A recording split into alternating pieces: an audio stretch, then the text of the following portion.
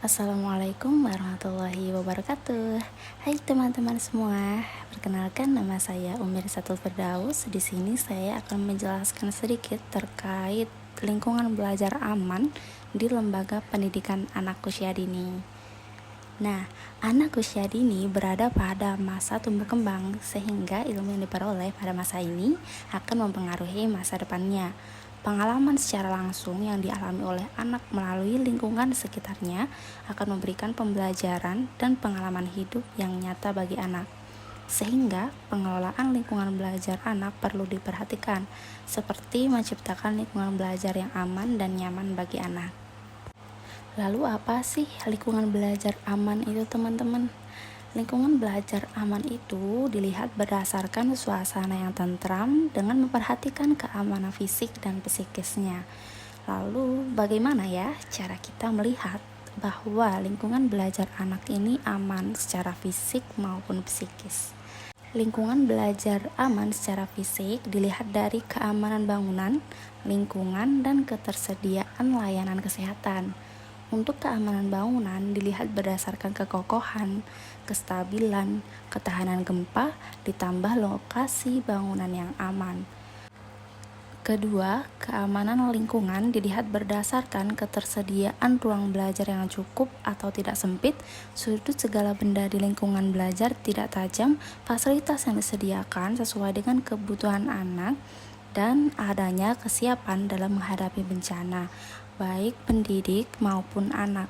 Jadi, pendidik diharapkan mampu untuk mengenalkan kepada anak-anak ketika menghadapi suatu bencana. Nah, hal ini juga dapat disesuaikan dengan lingkungan sekitar anak. Apabila lingkungan sekitar anak adalah daerah yang rawan gempa, pendidik perlu mengenalkan bagaimana anak menghadapi suatu bencana gempa tersebut. Diawali dengan perilaku yang tidak panik, tidak merasa takut. Jadi harus tenang ketika menghadapi suatu bencana gempa dengan cara melindungi kepala dari reruntuhan, berlindung di kolong meja contohnya, dan atau berdiri di sudut-sudut ruangan. Apabila gempa sudah berhenti, anak boleh segera berlarian keluar dengan berhati-hati. Yang ketiga, ketersediaan P3K dilihat berdasarkan adanya alat P3K, SOP penanganan kecelakaan, dan keterampilan pendidik dalam penggunaan P3K. Lingkungan belajar aman secara fisik berhubungan dengan apa yang bisa kita lihat dan penunjang keamanan kita secara fisik. Lalu, kalau secara psikis bagaimana? Lingkungan belajar aman secara psikis direalisasikan ke dalam bentuk kebijakan, di mana kebijakan ini berbentuk peraturan, pencegahan, dan penanganan tindak kekerasan di lingkungan anak. Pertama, ada kekerasan seksual. Kekerasan seksual ini berupa penyerangan atau tanpa penyerangan, sehingga kita perlu memberikan anak pemahaman tentang perilaku yang merujuk pada kekerasan seksual dan cara mengatasinya. Hal ini pendidik dapat memberikan pengetahuan atau pengenalan kepada anak usia dini bagian tubuh mana yang harus dijaga, mana yang tidak boleh dipegang atau dilihat oleh orang lain. Dikenalkan tentang jenis kelamin. Ada jenis kelamin perempuan, ada jenis kelamin laki-laki. Kedua yaitu perundungan. Perundungan adalah tindakan agresi fisik berulang dengan tujuan menakuti dan membuat korban tidak berdaya. Untuk hal ini, pendidik dapat menanamkan perilaku-perilaku baik pada anak dan mengajak anak untuk menghindari perilaku-perilaku yang tidak baik. Seperti perilaku baik adalah menyayangi teman dan menghindari hal-hal yang dapat menyakiti teman. Dan yang terakhir, hukuman fisik. Hukuman fisik terjadi dengan alasan mendisiplinkan, mengatur, dan mengubah perilaku dengan menggunakan kekerasan, baik menggunakan tangan atau benda yang akhirnya menimbulkan rasa sakit dari sedang hingga berat. Kebijakan ini perlu dilakukan sebagai budaya atau pembiasaan, serta direalisasikan ke dalam pendidikan tambahan bagi anak. Lingkungan belajar aman secara fisik maupun psikis membutuhkan banyak keterlibatan berbagai pihak dan membutuhkan banyak waktu. Koordinasi yang baik dan pembiasaan yang membudaya akan menciptakan lingkungan yang aman baik di sekolah, rumah maupun lingkungan sekitar anak.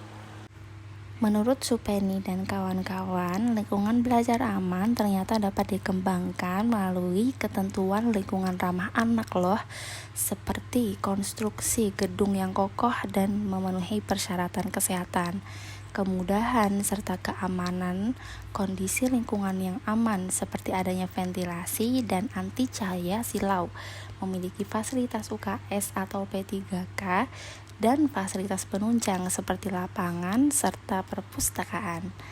Lalu bagaimana refleksi dan perbaikan berkelanjutan untuk menciptakan lingkungan belajar aman? Refleksi itu sendiri adalah proses penyelidikan kritis di masa lalu dengan tujuan akan memperbaikinya di masa depan dan dilanjutkan pada perbaikan setelah melalui prosedur yang ada. Jadi refleksi ini digunakan untuk melihat situasi di sekolah. Apakah fasilitas yang telah disediakan dapat menciptakan lingkungan belajar baik fisik maupun psikis bagi anak. Apabila ada hal-hal yang memang kurang untuk mewujudkan lingkungan belajar yang aman bagi anak, sekolah perlu melakukan perbaikan. Perbaikan ini juga memiliki prosedur yang telah ditetapkan oleh suatu lembaga pemerintahan.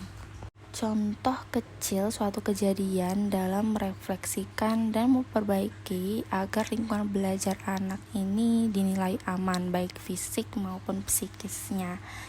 Ketika anak ada yang terluka namun ternyata di sekolah tidak memiliki fasilitas P3K yang cukup, akhirnya guru harus pergi ke apotek terlebih dahulu.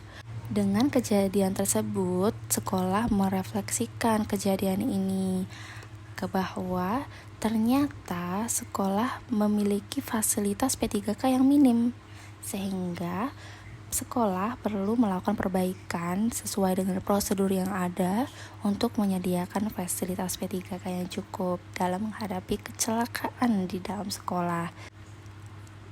Dan terdapat 4 tahapan untuk melakukan refleksi dan perbaikan berkelanjutan. Diawali dengan identifikasi yang di dalamnya memiliki 2 kegiatan, yaitu melakukan evaluasi diri dan memilih serta menetapkan masalah. Selanjutnya, refleksi dengan tujuan merumuskan akar masalah dan benahi dengan tujuan menentukan program dan kegiatan.